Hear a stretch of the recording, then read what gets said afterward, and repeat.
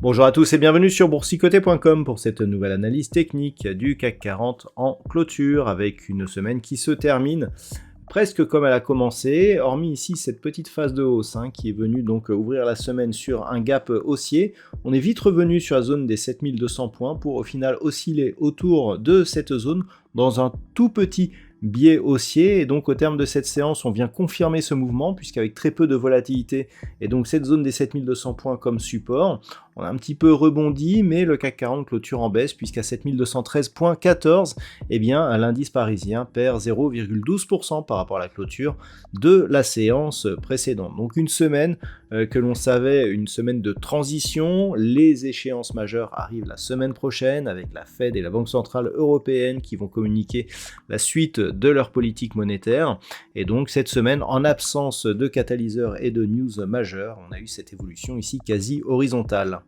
Au niveau des indicateurs techniques, c'est une configuration légèrement haussière que nous avons sur les histogrammes du MACD.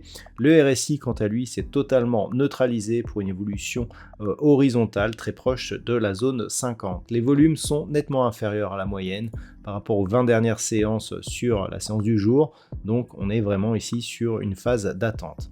Avant d'aller plus loin, je vous propose une vue sur le marché en hebdomadaire pour constater que, eh bien, d'un point de vue hebdo, on est toujours ici dans une phase de consolidation.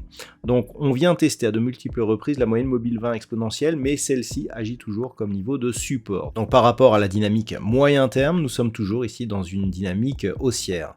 Au niveau des indicateurs techniques, eh bien la configuration reste donc baissière au sens des histogrammes du MACD qui sont passés dans la partie inférieure de leur zone d'évolution et avec une dynamique relativement moyenne. Par contre, au niveau du RSI, ça se neutralise. On était ici sur une tentative d'entrée ici dans la zone de surachat. On avait une divergence baissière et donc on confirme ici avec un indicateur qui revient ici au contact de sa zone 50. Donc pour l'instant, pas de changement. On savait qu'il fallait vraiment observer ce qui se passait ici autour de cette zone des 7200 points où il y a donc cette moyenne mobile 20 exponentielle qui évolue actuellement, 7220-223. Du point de vue ici de la dynamique moyen terme, tant que l'on ne casse pas ici la zone des 7110 points, eh bien on reste ici dans un flux potentiellement haussier. Si on cassait cette zone là, attention, on pourrait revenir au contact de la bande de Bollinger inférieure. Nous n'avons plus de contact en hebdomadaire depuis ici le mois d'octobre de l'année dernière, donc cela créerait un signal de changement de tendance. Par contre, à la hausse, si on repasse ici au-delà des 7270 points, eh bien on confirmera, enfin en tout cas on sera dans une phase de pré-confirmation de la reprise potentielle de cette dynamique haussière. Alors, comment appréhender la séance de lundi ? On a donc toujours cette zone ici des 7200 points. Lorsque l'on observe ce qui se passe au niveau du palmarès des valeurs, en cette fin de semaine, Téléperformance a gagné 3,64%, Société Générale et Unibail-Rodamco sont sur des hausses proches de 1,9%, Airbus, ST Microelectronics ou Veolia Environnement sont sur des hausses inférieures. Au niveau des plus fortes baisses, eh bien c'est Eurofins Scientifique et Dassault Systèmes qui sont les plus fortes baisses avec des baisses proche des 2,5%. Vivendi, donc suite à son retrait prochain du CAC 40, perd 2,35. Derrière, AXA, Worldline ou Danone sont sur des pertes proches de 2%.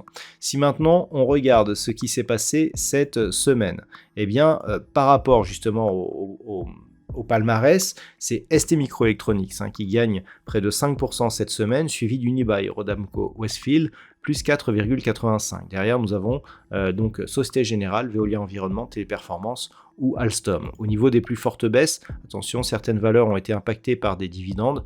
Nous avons Carrefour, notamment Orange, Danone, Dassault Systèmes ou Eurofins Scientifique. Alors, par rapport à cette configuration, on le voit, c'est assez hétéroclite au niveau de la répartition des valeurs. Et c'est toujours cette zone ici des 7200 points qui agit comme support. Par rapport à la globalité de la dynamique, on a ici une impulsion, consolidé ici sur le retracement à 61,8% de Fibonacci, mais on a ici cette structure que je vous avais commentée la semaine dernière, qui a dépassé donc la zone de retracement, mais en forme d'îlot de renversement. Qu'est-ce qu'un îlot de renversement? Ce sont des bougies plutôt hésitantes, dont l'entrée ici dans la structure se fait par un gap, et la sortie par un autre gap.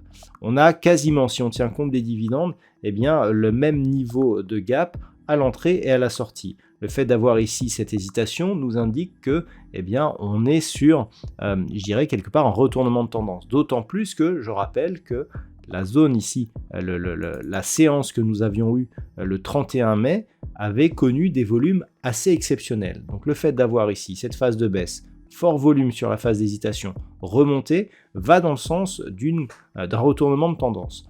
Le problème, c'est que on a eu ici une belle hausse, un gap haussier, mais aucune confirmation. C'est-à-dire, on est venu ici se stabiliser. En début de semaine, je vous parlais d'une configuration en pénétrante baissière qui aurait pu nous donner un retour ici sur la zone des 7110 points. Pas du tout, on est resté sur la zone des 7200 points. On n'a pas validé, on n'a jamais validé cette structure. On a juste comblé le gap ici et ensuite on est remonté au-delà des 7200 points. Donc clairement, on est sur une phase de stabilisation. Certes, la dynamique ici reste baissière, puisque tant qu'on n'a pas cassé cette moyenne mobile ici et un précédent plus haut significatif, eh bien, on reste dans un flux qui est baissier, mais la dynamique semble eh bien, se réduire. Donc, ce que l'on surveillera, c'est une éventuelle rupture de la zone des 7200 points. Si cette rupture intervenait, 7110 objectifs, voire même 7080 points. En cas de rupture et d'inscription d'un nouveau plus bas, eh bien là, on aurait un objectif de retour sur cette zone des 6950 points. Retracement total ici de la précédente dynamique. Par contre, si les cours viennent ici à 7270, 7270 ne sera pas suffisant. Il faudrait au moins casser cette zone et marquer un plus haut significatif par rapport à cette bougie, à savoir plus haut ici que 7295 points. Donc au-delà des 7295 points, on commencera à avoir des signaux d'un éventuel retournement qui ne serait totalement validé qu'en cas de rupture ici des 7380 points. Voilà donc ce que l'on attend pour la semaine prochaine. Une semaine prochaine, je le rappelle, qui sera relativement chargée en termes de macroéconomie.